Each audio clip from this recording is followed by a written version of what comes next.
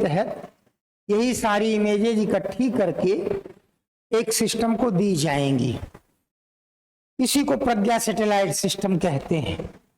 जो one day exam वाले हैं बस सिर्फ इतना ध्यान रखेंगे कि सिक्योरिटी पर्पस से है ये, और जो भी पीसीएस आईएएस के स्टूडेंट हैं वो इसको अच्छे तरीके से ध्यान रखेंगे। देश में एक नेशनल सिक्योरिटी काउंसिल काम करती है। नेशनल सिक्योरिटी काउंसिल में ही नेशनल सिक्योरिटी एडवाइजर होते हैं, जिनकी जिम्मेदारी है कि देश की सुरक्षा से जुड़ी तमाम चीजों को इस काउंसिल को बताते रहे।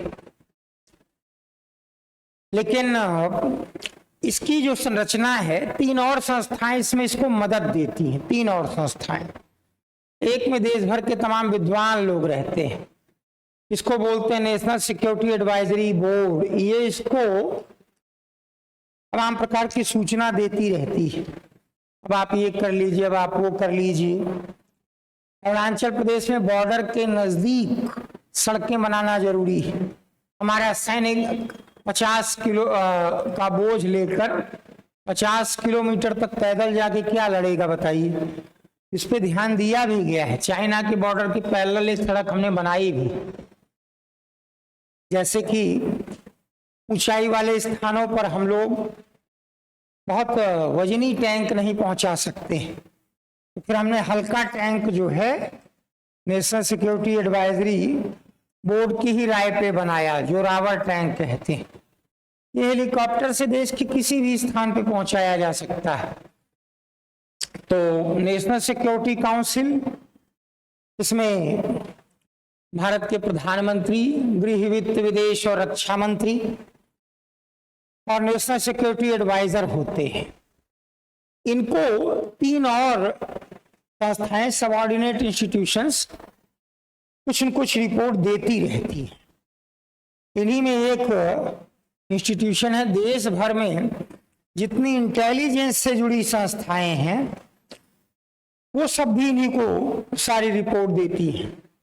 ये संवेदनशील चीज है, यहाँ से ये दिक्कत आई है, उसी के आधार पे समय समय पे तमाम निर्णय लिए जाते रहते हैं। तो ये जो सैटेलाइट सिस्टम है, इससे अब सारी सूचनाएं सीधे इंटेलिजेंस के सेक्रेटरीट को मिलेगा। तुरंत उससे एक एक्शन लिया जाएगा। जब जरूरत पड़ेगी, जिस फोर्स को जरूरत पड़ेगी, तुरंत इन्फॉर्म किया जाएगा कि देखिए यहाँ घुसपैठ हो रही है, यहाँ इस जंगल में आतंकी घुसे हुए हैं, यहाँ ये अपना ट्रेनिंग कैंप चला रहे हैं, इस तरीके की सारी चीजें। तो कुछ लाइन आप पहले इस पर लिख लीजिए जरा। प्रज्ञा सैटेलाइट सिस्टम, प्रज्ञा सैटेलाइट सिस्टम,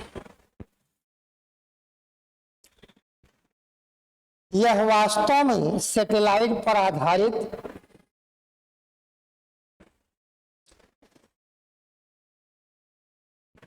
एक इमेजिंग सिस्टम है। It is in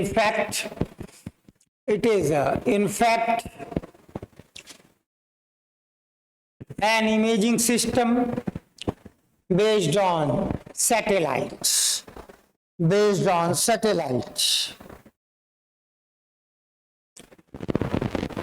जिसका उद्देश्य आंतरिक सुरक्षा को मजबूत करना है।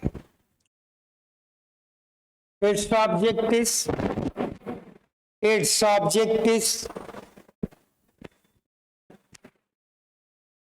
to support internal security, आंतरिक सुरक्षा को मजबूत करना है। यह आर्टिफिशियल इंटेलिजेंस की सहायता से सैटेलाइट से प्राप्त चित्रों का विश्लेषण करता है। सैटेलाइट से प्राप्त चित्रों का विश्लेषण करता है। Images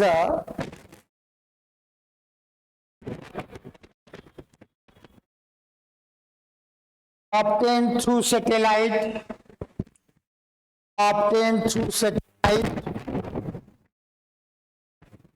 are analyzed by it through artificial intelligence system.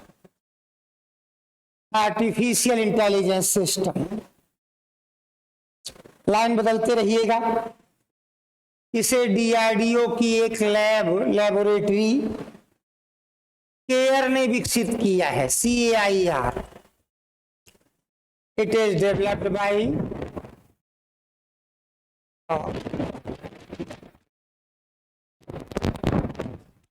Laboratory of DRDO care. इसे डीआरडीओ की एक लेबोरेटरी केयर ने विकसित किया है।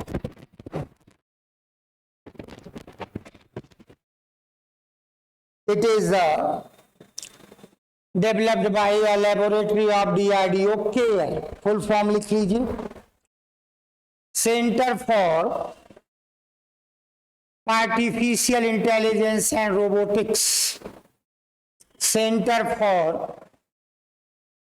Artificial intelligence and robotics. यह पूर्णतया स्वदेशी प्रणाली है।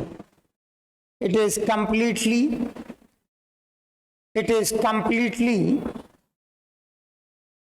Indigenous system. यह पूर्णतया स्वदेशी प्रणाली है, कंप्लीटली इंडिजीनस सिस्टम।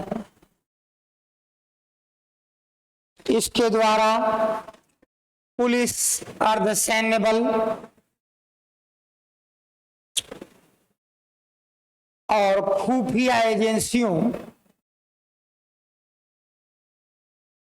को सूचनाएं प्रदान की जाएंगी।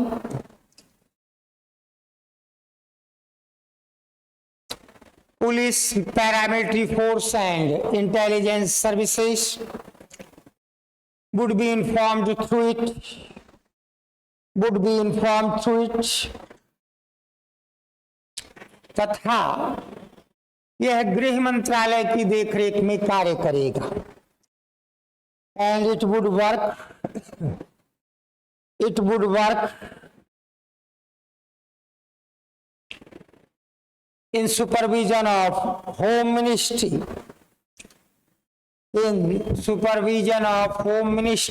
गृह मंत्रालय की देखरेख में काम करेगा। Supervision of home ministry.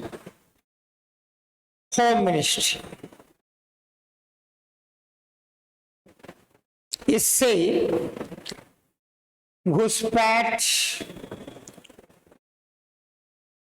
सीमावर्ती क्षेत्रों में आतंकियों की गतिविधियों आदि की सैटेलाइट के द्वारा सूचना प्राप्त की जा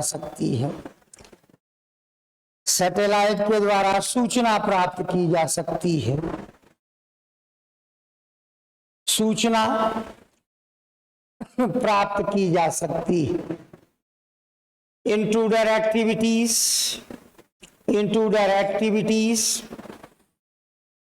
terrorist activities in far-flung areas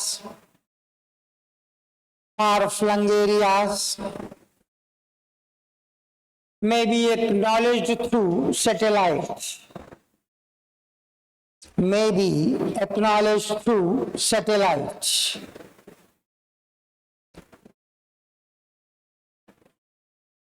आतंकियों के खिलाफ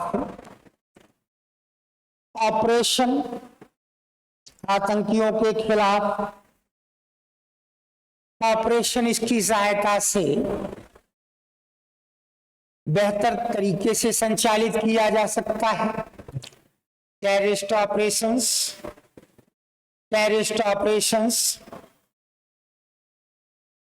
may be operated properly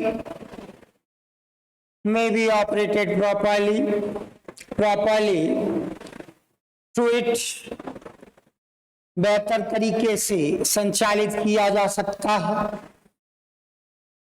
इसका प्रयोग आपदा प्रबंधन में भी किया जा सकता है। इसका प्रयोग आपदा प्रबंधन में भी किया जा सकता है। It could be also used in disaster management। एक लाइन छोड़ दें तब लिखें, भारत में नेशनल सिक्योरिटी काउंसिल सुरक्षा के लिए सलाह देने वाली शीर्षस्थ संस्था। इन इंडिया,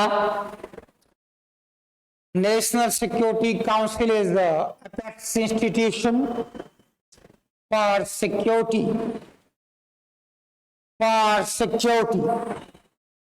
1998 में इसका गठन किया गया था। It was set up in 1998। प्रधानमंत्री, गृह, वित्त, विदेश और रक्षा मंत्री, prime minister along with home finance and home finance, external affairs and defence minister तथा नेशनल सिक्योरिटी एडवाइजर इसके सदस्य होते हैं। National security advisor are its member इसके सदस्य होते हैं। इसे 3 संस्थाओं द्वारा सीधे सहायता प्रदान की जाती है। It is assisted by 3 institutions directly। इसे 3 संस्थाओं द्वारा सीधे सहायता प्रदान की जाती है। It is assisted by 3 institutions directly, जिसमें national security advisory board, in which national security advisory board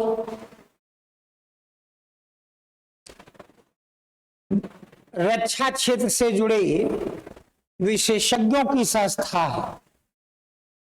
रक्षा क्षेत्र से जुड़े विशेषज्ञों की संस्था है। In which National Security Advisory Board is institution of the experts of defense sector, experts of the defense sector, विशेषज्ञों की संस्था है। इसी प्रकार in same way strategic policy group तथा सेक्रेटरिएट फ्रॉम ज्वाइंट इंटेलिजेंस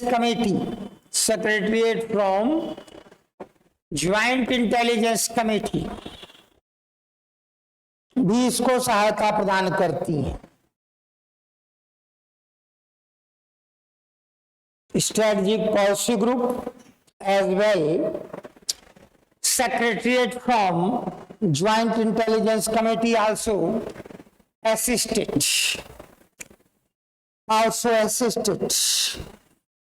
इसे सहायता प्रदान करती है। बस पर्याप्त। चलिए जरा अगली संस्था को भी देख लीजिए, अगली चीज को भी।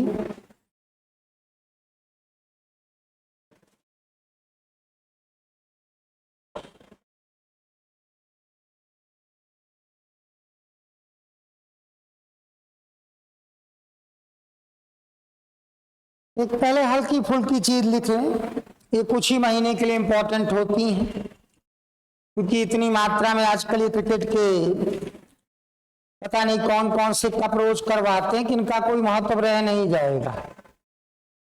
फुटबॉल वाले 4 साल में एक ही वर्ल्ड कप कराते हैं, पूरी दुनिया में सबसे ज्यादा लोग उसको देखते हैं। लेकिन भारत वाले जब से क्रिकेट पे हावी हुए हैं तब से हर साल कोई न कोई एक वर्ल्ड कप हो रहा है, पता नहीं क्या करके। मतलब इनकी तो आदत ही होती है कि सारे के सारे सोने के अंडे बस मुर्गी का पेट चीर के एक ही दिन में निकाल लो। पहले कोई फिल्म आती थी तो वो एक शहर के एक सिनेमा हॉल में लगती थी, वहां 25 हफ्ते चल जाती थी, सिल्वर जुबली बोलते थे। अब एक दिन में ही 45,000 स्क्रीन पे लगती, एक हफ्ते ही चल जाए किसी तरीके से एड वेड देके कीमत वसूल हो जाएगी। एक ही दिन में सारे के सारे सोने के अंडे निकाल लो, यही आजकल रहता है। इतने कप होने लगे हैं समझ में नहीं आता। अंडर 19 का अलग कप, वीमेन का अलग कप, T20 का अलग कप, ODI का अलग कप। थोड़ी मर्यादा रखो भाई। एक ही विश्व कप फुटबॉल होता है, पूरी दुनिया का सबसे बड़ा इवेंट होता है। आज भी उसी का रिकॉर्ड है, 300 करोड़ लोगों ने एक साथ लाइव देखा उसको। वो नहीं खेल करते हैं, वो भी चाहे रोज ऐसे कर लें, लेकिन इतना क्या फायदा। आप सब एक एक आंकड़े जानते हैं, मैं सिर्फ एक बार बोल दे रहा हूं, टैली करा लीजिएगा। लिखिए, ICC T20 world cup cricket, ICC T20 world cup cricket फरवरी मार्च 2026 में आयोजित, हेल्ड इन फरवरी मार्च 2026 में आयोजित। कुल 20 टीम शामिल हुई, टोटल 20 टीम्स पार्टिसिपेटेड। यह 10वां T20 विश्व कप था। It was 10th T20 world cup. T20 world cup final Ahmedabad में खेला गया। Final was played at Ahmedabad में खेला गया। भारत ने न्यूजीलैंड को हराकर तीसरी बार यह विश्व कप जीता। India has won this world cup 3rd time after defeating New Zealand. After defeating New Zealand, player of the final match, Jasprit Bumrah. Jasprit Bumrah. Player of the tournament, Sanju Samson. Sanju Samson. Samson.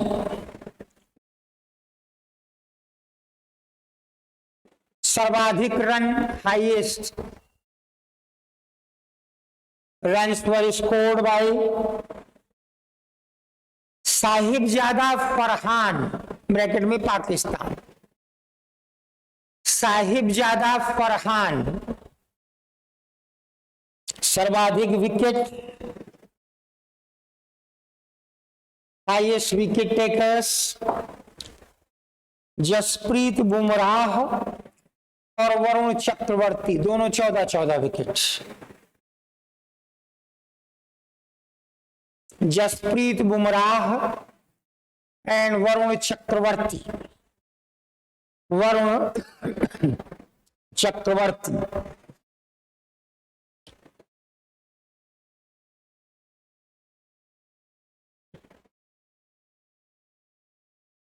एक दो सूचना और लिखें। जब इस प्रकार के tournament हो जाते हैं तो एक आईसीसी अपनी तरफ से टीम बना लेती है। सबसे अच्छा प्रदर्शन जिन्होंने किया ऐसे 12 खिलाड़ियों को लेकर, तो लिख लीजिए आईसीसी की team of the tournament ICC की टीम ऑफ द टूर्नामेंट के कप्तान दक्षिण अफ्रीका के Aiden Markram of South Africa is declared ICC team of the tournament captain.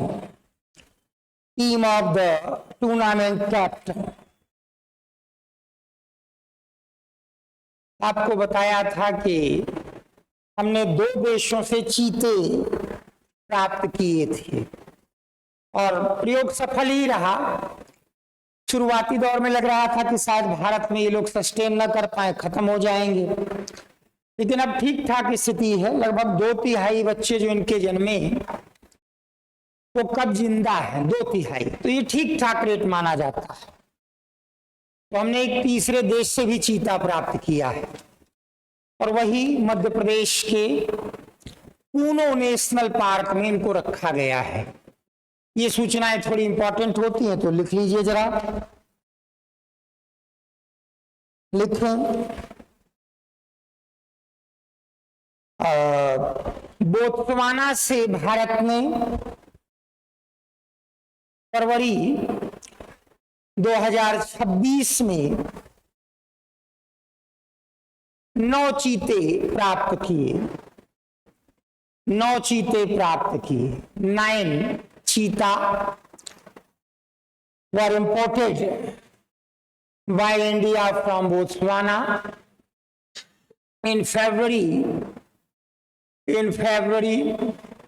2026। थोड़ा सा ध्यान रखेंगे, ये सब बिग कैट्स की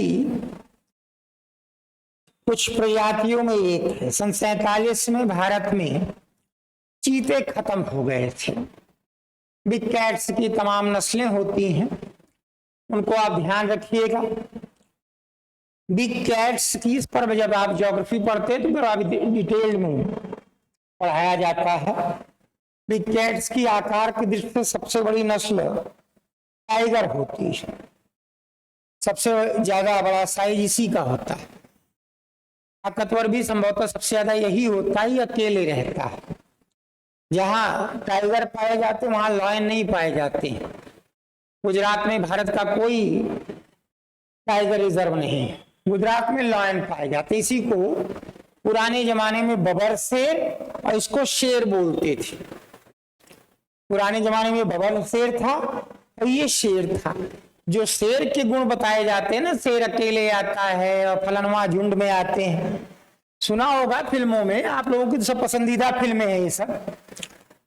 तो इसके लिए कहा जाता है ये तो बहुत आलसी प्राणी है, 21 घंटे सोता है, झुंड में ही रहता है, शेरनी शिकार करती है, खाता सबसे पहले फिर सो जाता है, फिर शेरनी खाती है, बच गया तो बच्चों को देते हैं, तो 8 में 1 जिंदा रहता है, 7 मर जाते हैं भूख से। ये बबर शेर कहलाता था, ये शेर कहलाता था। अब हम स्पष्ट हो चुके हैं, ये शेर या लायन है, ये टाइगर या बाघ है। ये दोनों एक जगह नहीं मिलते हैं। इसके बाद कुछ कैटेगरीज और हैं, ये आपको जियोग्राफी और नेशनल पार्क पढ़ाते समय और डिटेल में बताऊंगा। अभी फिलहाल फिर थोड़ा सुन लीजिए। ये जो है ये चीता है, इससे बड़ा आकार में ये होता है, ये तेंदुआ है, लेपर्ड। ये भारत में ठीक ठाक पाए जाते हैं। अगर आप इसके शरीर के स्पॉट देखेंगे ऐसे रहते हैं, और इसके शरीर के स्पॉट देखेंगे तो गोल होते हैं, बस यही अंतर होता है। तो इसके शरीर के स्पॉट गोल है। ये सन 47 में भारत में खत्म हो गया था। डॉक्टर मनमोहन सिंह जो प्रधानमंत्री थे तो दक्षिण अफ्रीका और नामीबिया से इनको लाने के लिए एक समझौता हुआ।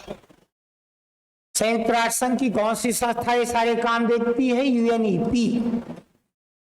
आप तुलसी का पौधा भी अगर लेके एयरक्राफ्ट से जा रहे हैं, एक्शन लिया जा सकता है, ध्यान रखिएगा। पशील तुलसी जिसका भी नाम लिस्ट में आ गया, वो चाहे एक पौधा हो, एक चूहा हो, बिना आप इसकी अनुमति के नहीं ले जा सकते हैं। साइट्स की अनुमति की आवश्यकता होती है। जब तक ये अप्रूव नहीं करेगा आप कुछ नहीं ले जा सकते हैं। साइट्स, इसकी अनुमति लंबी चौड़ी प्रक्रिया के बाद होती है। वो प्रक्रिया मिलते मिलते समय लगा, तब तक सरकार बदल चुकी थी। तो फिर दक्षिण अफ्रीका और नामीबिया से कुछ चीते भारत ने लिए, मध्य प्रदेश में एक पर्टिकुलर पार्क में रखे गए। अब बोत्सवाना तीसरा देश बन गया है। वो लाइन नहीं बनना है, पूरी चीज को ध्यान समझना है। ये चूंकि मैं लिखाता भी हूं जब आपको एनवायरनमेंट की क्लास पढ़ाई जाती, तो आज इस पर सब चर्चा करेंगे। करंट से रिलेटेड टॉपिक वो लिख लेंगे, तो लिख लीजिए जरा।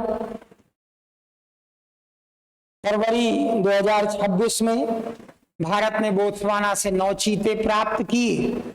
India obtained 9 cheetah from Botswana in February 2026, जिन्हें मध्य प्रदेश के पूनो नेशनल पार्क में रखा गया है। जिन्हें मध्य प्रदेश के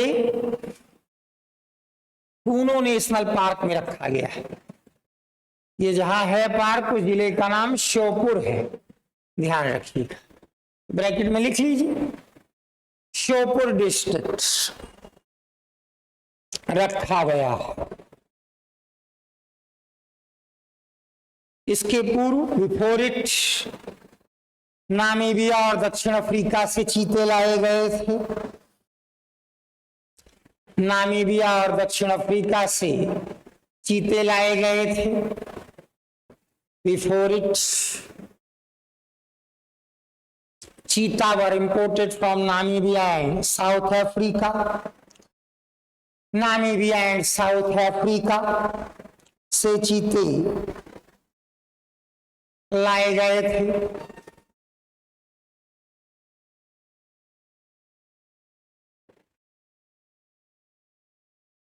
भारत में वर्तमान में चीतों की कुल संख्या 53 हो गई है। टोटल नंबर ऑफ चीता is 53 in India. 53 in India. कुल संख्या 53 हो गई है। जिन शावक, शेर, बाघ, चीता, इनके बच्चों को शावक कहते हैं। जिन शावक का जन्म भारत में हुआ है, द कप्स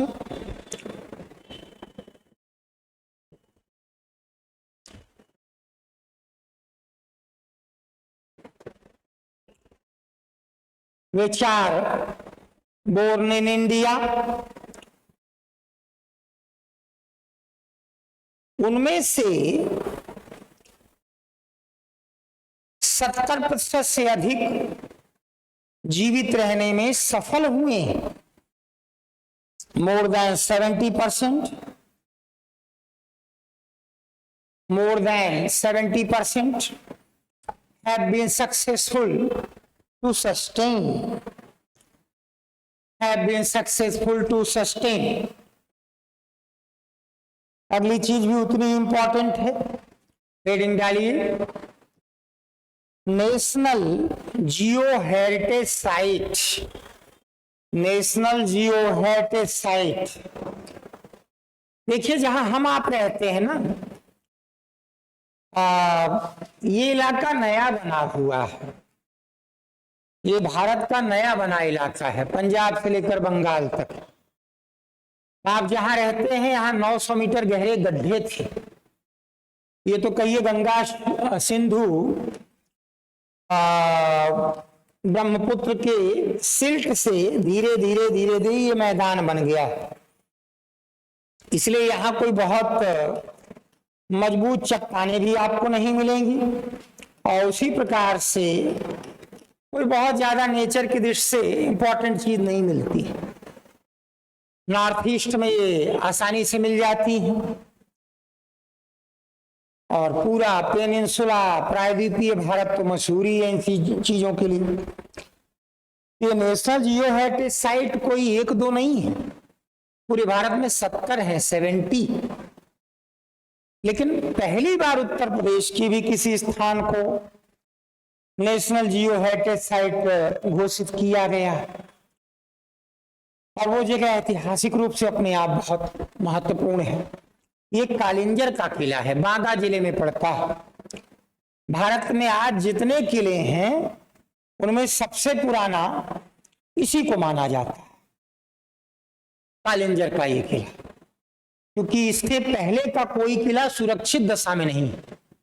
वैसे तो पाटलिपुत्र के दुर्ग की भी चर्चा इतिहास की किताबों में खूब है, मैं गश्त नीच करके गया था, लेकिन बस एक लकड़ी की दीवार बस मिली है बुलंदी बाग में, वही सुरक्षित कर दी गई है। तो ये कालिंजर का जो किला है उत्तर प्रदेश से जुड़ी पहली इस प्रकार की साइट है। भारत में तो बहुत सारी साइट है, तो यूपी से रिलेटेड जितने भी एग्जाम हैं उनमें इस तरीके के क्वेश्चन अपने आप महत्वपूर्ण हो जाते हैं।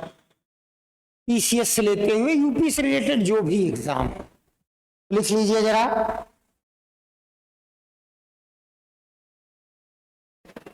जियोलॉजिकल सर्वे ऑफ इंडिया, इसको जीएसआई बोलते हैं, geological survey of India, GSI.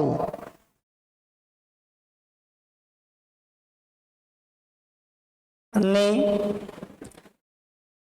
Kalinjar fort के पहाड़ी क्षेत्र को, पूरा फोर्ट नहीं, सिर्फ उसके हिली रीजन्स को, कालिंजर फोर्ट के पहाड़ी क्षेत्र को नेशनल जियो हेरिटेज साइट घोषित किया है।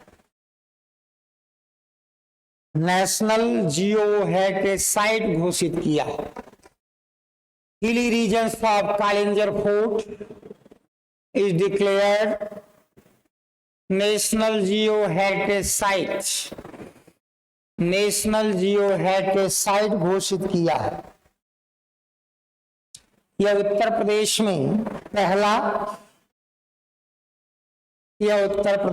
पहला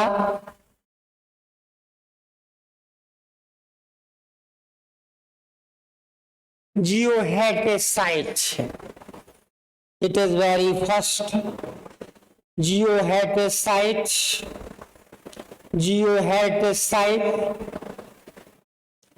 in यूपी, उत्तर प्रदेश में geo heritage site in UP.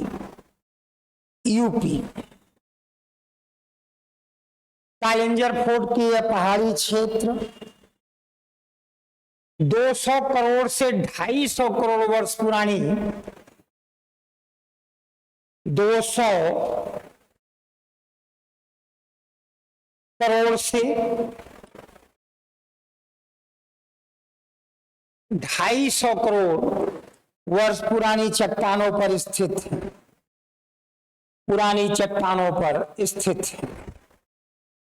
हिली regions of Kalinjar, hilly regions of Kalinjar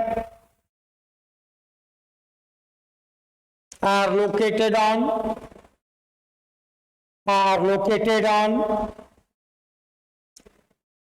200 to 250 crore old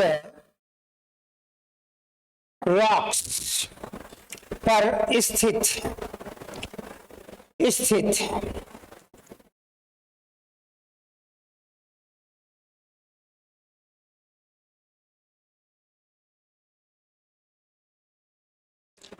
थोड़ा एक दो लाइन एक्स्ट्रा लिख लेने में कोई बुराई नहीं है। चलिए जरा देख लेते हैं, ऐसी कुछ अन्य प्रमुख साइट्स हैं। A few such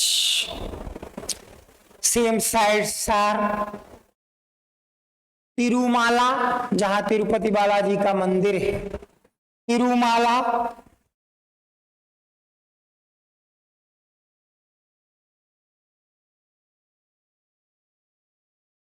मेघालय में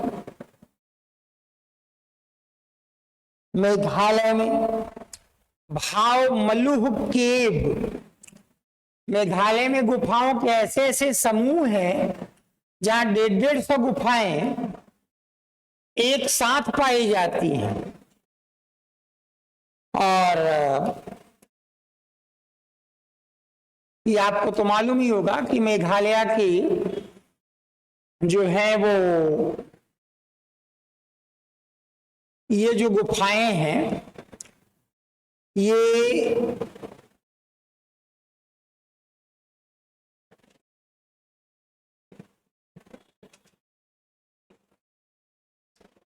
हिमालय का हिस्सा नहीं है। बहुत अच्छे तरीके से ध्यान रखिएगा, मेघालय की ये गुफाएं हिमालय का हिस्सा नहीं है। मेघालय का पठार मध्य प्रदेश में जो प्लेट्यू बने हैं उनके साथ बना है, मध्य प्रदेश में। ये काफी पुराना है, हिमालय तो काफी नया है। इस तरीके की चीज है। ये एक साइट आपको बताई गई है, एक दो और लिख लें। भावमलुह इन मेघालय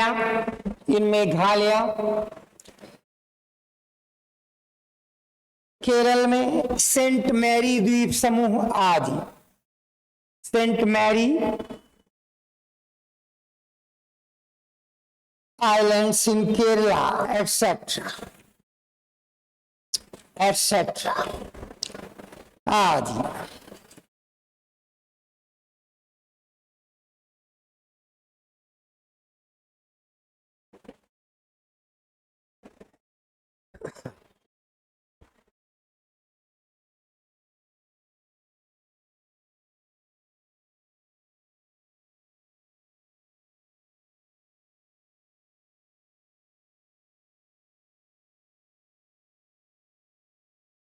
चलिए, इसका कोई अर्थ नहीं है। जैसे भारत में एनजीटी नाम की एक संस्था है, ये देश पर बोझ है। वैसे देश पे सबसे बड़ी बोझ देश की संसद ही है, लेकिन आप बोल नहीं सकते हैं। आप तो भूल कर मत बोल दीजिएगा, उन्हीं को एक लाइन में 3 बार सर सर सर बोलना होगा आपको, उनको आप बोझ बोल नहीं पाएंगे। मैं टीचर हूं, मैं बोल सकता हूं। ये एक देश की बड़ी बोझ संस्था एनजीटी कुछ नहीं करती है, इसे कुछ नहीं करती, लेकिन बनी हुई है। ऐसे एक बोझ संस्था दुनिया पे भी है, वर्ल्ड ट्रेड ऑर्गेनाइजेशन 1 जनवरी 1995 से बनी है। दुनिया भर के ट्रेड और कॉमर्स को रेगुलेट करती है। जेनेवा हेडक्वार्टर है, 166 देश सदस्य। पूछिए भैया, इतना सब कुछ हो जाता है, अमेरिका अपने मन से सबका टैरिफ, वहां का एक पागल राष्ट्रपति है। जैसे नहीं होता है आदमी पी उले सड़क पे पी के बवाल करने लगे, 50% टैरिफ, सामने वाला कुछ बोले 60% टैरिफ, फिर 100% टैरिफ। अरे एक देश के राष्ट्रपति हो तुम, थोड़ी डिग्निटी होनी चाहिए। क्या किया WTO ने, कुछ पता चला? कुछ नहीं। हर 2 साल पे इसके कॉमर्स मिनिस्टर्स की एक सिटिंग होती, वही इसकी सबसे बड़ी सिटिंग। ये 1 लाइनर टाइप का बस लिख लीजिएगा, कोई अर्थ नहीं है इसका। ये कुछ नहीं कर पाती पूरी दुनिया में। ये ट्रेड वार चला, इसका एक नियम था कि 10% से ऊपर ड्यूटी कोई देश दूसरे के ऊपर न लगाए। कहां फॉलो करा पा रहा है? जिन्होंने फॉलो नहीं किया उसका कुछ कर पा रहा है? आज भी भारत के 300 शिप समुद्र में फंसे हुए हैं, 300 आज की डेट में। वो आगे जा पा रहे हैं, नीचे पीछे आ पा रहे हैं। और कुछ पर तो ईरान ने अभी 2 पर कब्जा किया है। ईरान क्यों कब्जा करने लगा कुछ समझ में नहीं आ रहा है, ये क्या कर रहा है। लेकिन अब जब संस्था है तो भाई उससे जुड़ी सूचना लिखनी पड़ेगी। लिख लीजिए, वर्ल्ड ट्रेड ऑर्गेनाइजेशन का मंत्री स्तरीय सम्मेलन, ministerial conference of World Trade Organization, World Trade Organization का मंत्री स्तरीय सम्मेलन। Ministerial conference of World Trade organisation.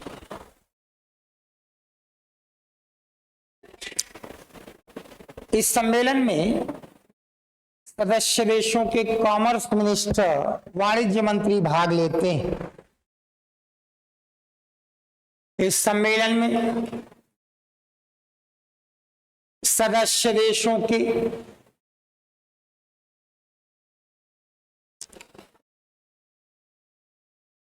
Commerce minister, वाणिज्य मंत्री भाग लेते हैं।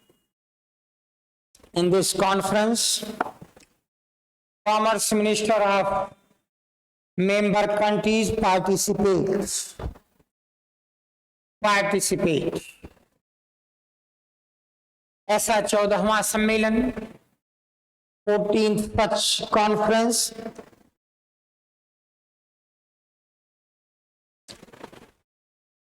कैमरून के याओंडे में हुआ है। Such 14th conference held at Yaoundé of Cameroon, Cameroon के याओंडे में हुआ।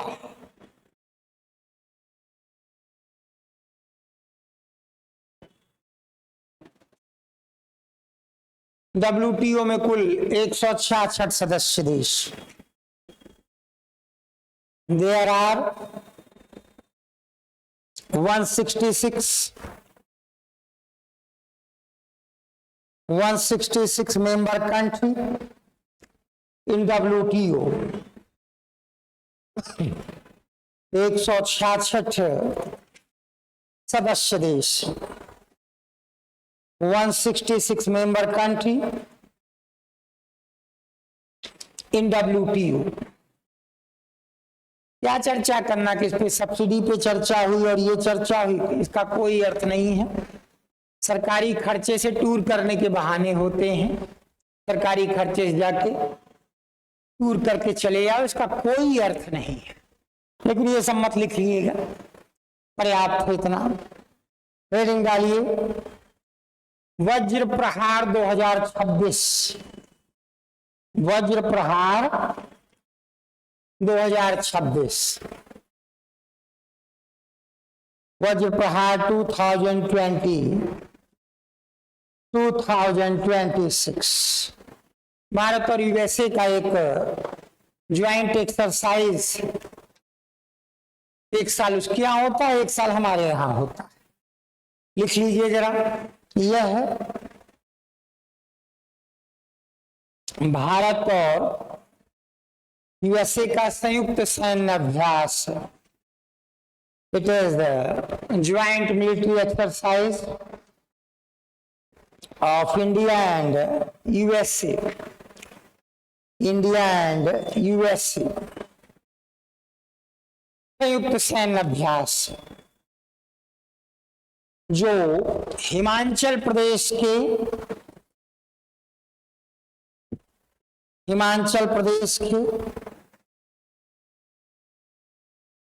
बकलोह में संपन्न हुआ। जगह का नाम है, which held at Bakloh of Himachal प्रदेश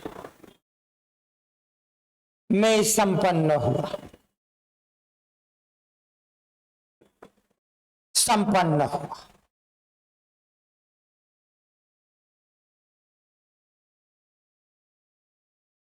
यह बारी बारी से दोनों देशों में आयोजित किया जाता है। It is executed in both countries consecutively, executed in both countries consecutively, बारी बारी से दोनों देशों में आयोजित किया जाता है। चलिए, अब जो लिखेंगे वो साल भर का नहीं है, तो बच्चे जो टेक्नोलॉजी पढ़ चुके हैं वो अपने नोट्स में जोड़ लेंगे। जो नहीं पढ़ा है, फ्यूचर में जब पढ़ेंगे तो उसमें तब इसको ऑलरेडी लिखा दिया जाएगा। ये इंपॉर्टेंट रहता है। जितना अच्छा एग्जाम उतना ही ज्यादा इसका महत्व ज्यादा रहेगा। हेडिंग डालिए, हाइड्रोजन वैली, हाइड्रोजन वैली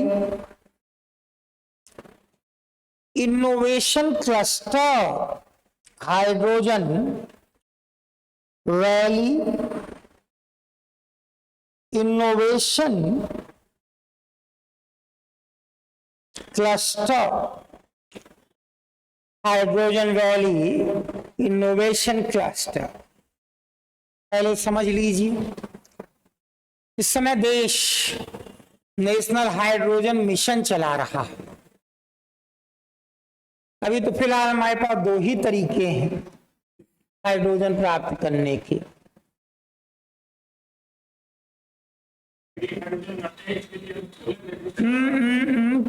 अभी जल और मीथेन बताइए, अभी ये बताइए। हाँ, अभी आपको ये बताना था। अभी फिलहाल दो ही तरीके हैं, या तो वाटर से इलेक्ट्रोलिसिस प्रोसेस से प्राप्त कर लीजिए हाइड्रोजन अलग ऑक्सीजन अलग, या मीथेन से प्राप्त कर लीजिए। दो ही तरीका है। इसको प्राप्त करने के लिए जो आप इंस्ट्रूमेंट यूज करते हैं इसको इलेक्ट्रोलाइजर कहते हैं। इलेक्ट्रोलाइजर, खूब सस्ते इलेक्ट्रोलाइजर बन जाए आपकी कार में, स्कूटर में, स्कूटी में, वो यूज हो सके, इसके लिए हमने एक योजना चला रखी है। आप बताएंगी? कल 7:30 पे थी ना, कल ही तो पढ़ाया था, बैठे कल ही तो बताया था बेटा। वो रिवीजन का दी मोस्ट इंपॉर्टेंट बैच मैं मानता हूं, उसको कवर कर लेते हैं। सानिया, अगर रिवीजन वाली चीजों को पूछना पड़ रहा है दिक्कत हो जाएगी। देखिए वो बच्चा बता दे रहा है, साइट योजना, ये रिवीजन में बैठ जाए बेटा, तुरंत बैठ जाया करें। ये रिवीजन में बताया था भाई। तो साइट योजना के तहत सस्ते इलेक्ट्रोलाइजर बने, आपकी कार में वो लग जाए, चलते चलते अचानक लगे आपका फ्यूल खत्म है, पानी निकाला डाल दिया, इलेक्ट्रोलाइजर ने उससे हाइड्रोजन को अलग कर लिया। इको फ्रेंडली हाइड्रोजन गैस, कोई प्रदूषण करेगी नहीं, पेट्रोल डीजल के खर्चे से हमेशा के लिए मुक्ति। कल सब रिवीजन में बताया गया था। तो इस तरीके से ये योजना हम चला रहे हैं। इसके आगे एक स्टेप आगे आज जोड़ना था। नेशनल हाइड्रोजन मिशन ऑलरेडी 2030 तक के लिए चलाया भी जा रहा है। अच्छे एग्जाम जो आते हैं टीसीएस के, आईएएस के, वो वन लाइनर थोड़ी एक वन लाइनर एकदम बता दिया, ये तो वनडे की टेंडेंसी होती है ना। इसीलिए तो हर चीज हम लोग डिटेल में जानने की कोशिश करते हैं। और एक बार जो टीचर ने बता दिया वो तो आपको याद होना चाहिए भाई, वही चीज अगले दिन फिर बताई जाएगी। वनडे एग्जाम वालों की सबसे बड़ी समस्या क्या होती है? परसों जो पढ़ाया उनको आज याद नहीं, उनके सामने जो पेपर आता है उनको मालूम ही नहीं होता है ये पढ़ाया गया कि नहीं, क्योंकि उनको परसों का कुछ याद नहीं। लेकिन कम से कम ये आईएएस पीसीएस के स्टूडेंट तो ना करें। इतना तक आपको ऑलरेडी बताया समझाया जा चुका है। अब हाइड्रोजन वैली इनोवेशन क्लस्टर के तहत देश में से 4 क्षेत्रों में ये क्लस्टर स्थापित किए जा रहे हैं। ये एक स्टेप आगे का है। तो कुछ लाइन आप लिख डालिए। यह भारत सरकार की एक पहल है। It is innovation of government of India, government of India, जिसे नेशनल हाइड्रोजन मिशन के तहत रिवीजन अच्छा रहना चाहिए, सिलेक्शन रिवीजन से होता है, जिसे नेशनल हाइड्रोजन मिशन के तहत संचालित किया जा रहा है। Which is being operated through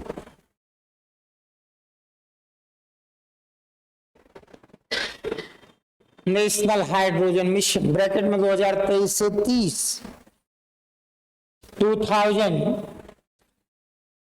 2023 to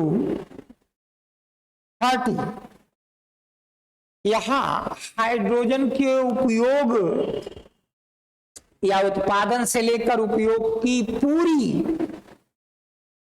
व्यवस्था होगी। Where from production to utilization of hydrogen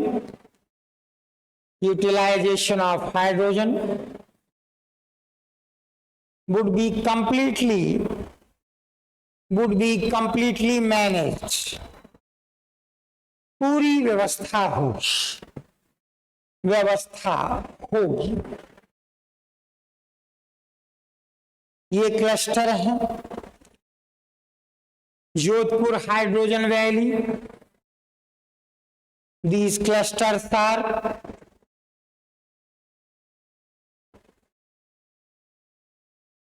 Jodhpur hydrogen valley, Odisha hydrogen valley Bhubaneswar, Odisha hydrogen valley Bhubaneswar, Pune hydrogen valley Maharashtra, Pune hydrogen valley Maharashtra,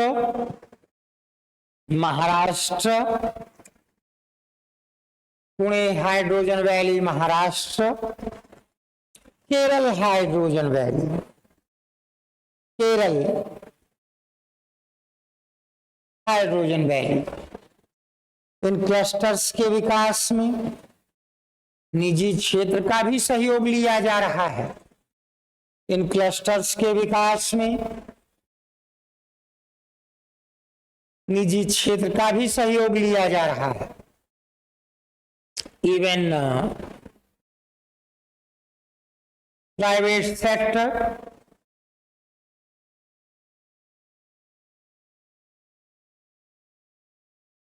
is also collaborating to develop these clusters लिया जा रहा है। आईआईटी भुवनेश्वर और IIT Madras, IIT Bhubaneswar और IIT Madras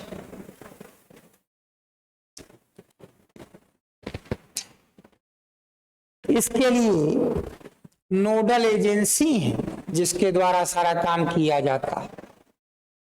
IIT Bhubaneswar and IIT Madras are nodal agency for it। 2030 तक up to 2030 देश में 500 gigawatt non fossil fuels, जिसमें न डीजल यूज हो, न पेट्रोल, न कोयला, ये नॉन फॉसिल फ्यूल्स 2030 तक इसके तहत 500 मेगावाट नॉन फॉसिल फ्यूल्स का उत्पादन किया जाना है। 500 megawatt non fossil fuels are to be produced up to 2030, up to 2030।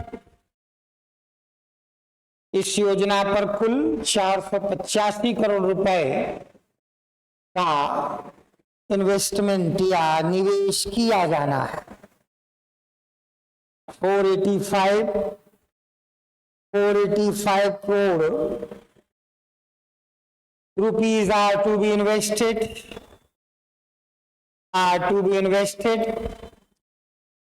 in this scheme 485 crore रुपए का निवेश किया जाना है। in this scheme पिछली क्लास में कुछ एक रिपोर्ट लिखवाई जा रही थी, तो मैंने कहा था इसके कुछ निष्कर्ष बच गए हैं। भारत में किसके पास कितनी जमीन है, इससे रिलेटेड एक रिपोर्ट। 2-3 पॉइंट उसमें और जोड़ दीजिए। पिछली क्लास का लास्ट पॉइंट देखिए, पिछली क्लास का last point, world inequality lab ने ये रिपोर्ट जारी की थी। 2-3 निष्कर्ष और लिख लीजिए बस।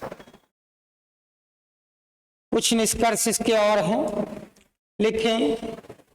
पिछली क्लास का लास्ट पॉइंट, भारत में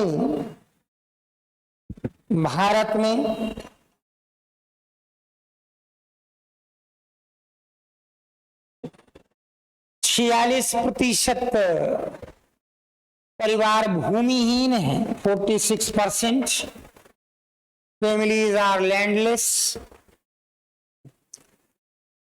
जिनके पास भूमि है, यह आंकड़ा एकदम अविश्वसनीय है, जिनके पास भूमि है उनमें औसत भूमि 6.2 हेक्टेयर है। 2015 में ये 1 हेक्टेयर थी, अचानक 6 हेक्टेयर कहां से चली जाएगी, ये बहुत बड़ी बात होती है। 6 हेक्टेयर का मतलब होता है अर्थ 15 एकड़। पूरा गांव ढूंढ लीजिएगा, एक किसान नहीं मिलेगा 15 एकड़ का। ये फालतू की चीजें हैं, लेकिन मजबूरी है, लिखवाना पड़ता है। लिख लीजिए, जिनके पास भूमि है उनके पास औसत भूमि 6.2 हेक्टेयर है। Whereas landed families have 6.2 hectare average land. 1 hectare से कम भूमि वाले परिवार 28.9%, families less than 1 hectare land are 28.9%।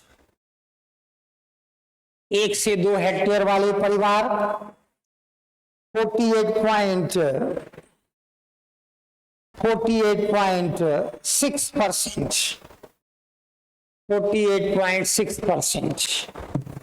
Families less than, families of 1 to 2 hectare land are 48.6%। बस पर्याप्त, तैयार करिए।